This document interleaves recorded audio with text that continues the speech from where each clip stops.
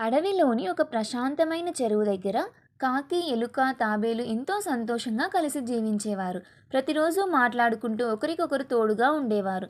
ఒకరోజు అకస్మాత్తుగా ఒక జింక భయంతో ఊపిరాడకుండా అక్కడి పరిగెత్తుకొచ్చింది. దాన్ని చూసి అప్రమత్తమైన మిత్రులు ఎలుక తన కలుగులోకి, తాబేలు నీటిలోకి, కాకి చెట్టుపైకి ఎక్కారు.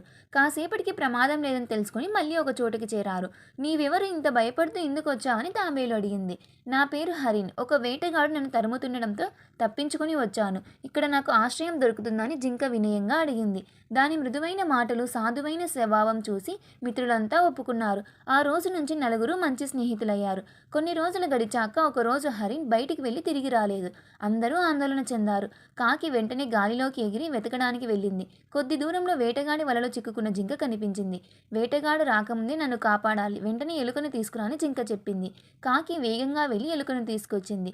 ఎలుక తన పళ్ళతో వలను కొరికివేయగా జింక బయటపడింది. అందరూ ఊపిరి పీల్చుకున్నారు. తిరిగి వస్తూ ఎలుక జింకను అడిగింది. "నీవు తెలివైన వాడివి కదా, మరి ఇలా ఎందుకు చిక్కుకున్నావు?" అని అడిగింది. అందుకు జింక నవ్వుతూ ఇలా చెప్పింది. "తెలివిగా ఉన్నా జాగ్రత్త తగ్గితే ప్రమాదం తప్పదు. కాలం వచ్చినప్పుడు ప్రతి ఒక్కరూ తమ పరీక్షను ఎదుర్కోవాల్సిందే" అని చెప్పింది.